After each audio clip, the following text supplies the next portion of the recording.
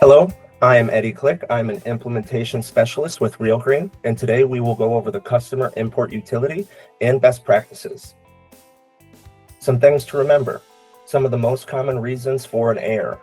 Number one would be the zip code is missing and not in your service assistant. Number two is your file size is too large. If that's the case, we recommend breaking the file down into smaller chunks and uploading them that way. Three, there could be too many characters in a column or a column header.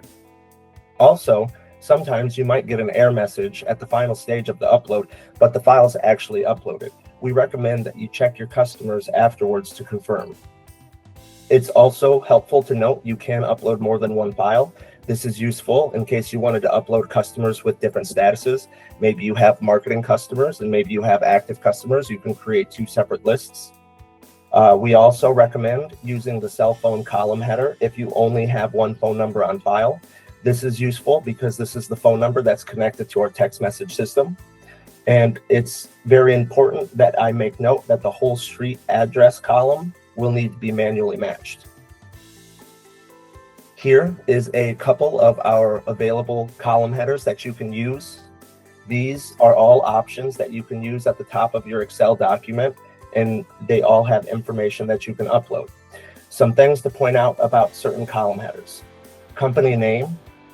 This is for commercial clients. If you put in information underneath the company name, it'll make that a commercial client. If you leave it blank, that client will be a residential client.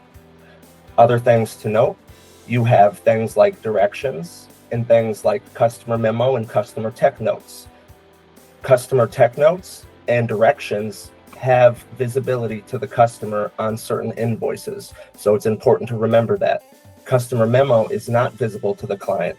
It's located in the contacts tab within the customer screen. You can upload up to 4 flag codes, and this is helpful because this can be used as a workaround to assign services to new customers as you upload them.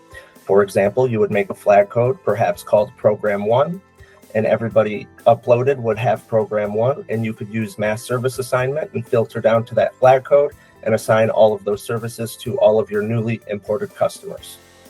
Now, I'll show you what a good file looks like. This is the file I'll be uploading today. You'll see the column headers I chose to go with. Here is the whole street address column header. You'll see the issue when we upload, but you basically just need to have your name, address, city, state, zip. If you have a phone number and email on file, that's great. It's also super helpful to have property size. And then additional things like directions, tech notes, flag codes. I've included all of those as well. So to use the customer import utility, you just hover over the 3 bars and you go to utilities. From here, you can search for customer import utility, or you can find it underneath the marketing category called customer import utility. So you're going to choose the type, whether they're active or marketing customers. Then you get to select the file that you'll be uploading.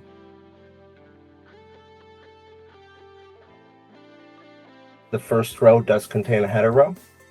Source, what type of customers are these? I'll just say existing customers. What status? Do I want to make them an active customer, an estimate customer? I'll make them active today. And then here is where the issue with the whole address comes in. You'll see all of the different column headers that we have here, and you'll see that some of them have actually matched automatically, like they're supposed to. Whole street address needs to be manually entered. I just select whole street address, and now all of my columns that I imported seem to be matched. I'll go ahead and select next. Now it wants me to match my flag codes, so I'll go ahead and choose.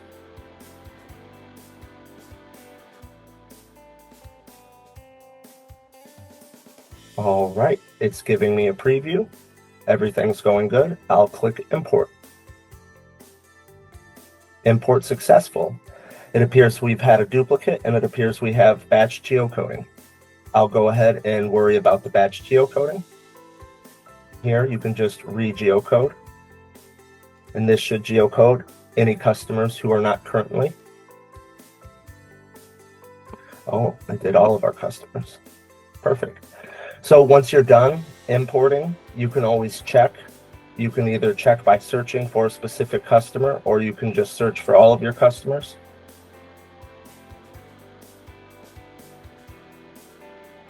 There we go. I see my new Melvindale residents have been uploaded successfully. And that is how you use the customer import utility to upload new customers, or more than one customer at a time. Thank you for joining today. Goodbye.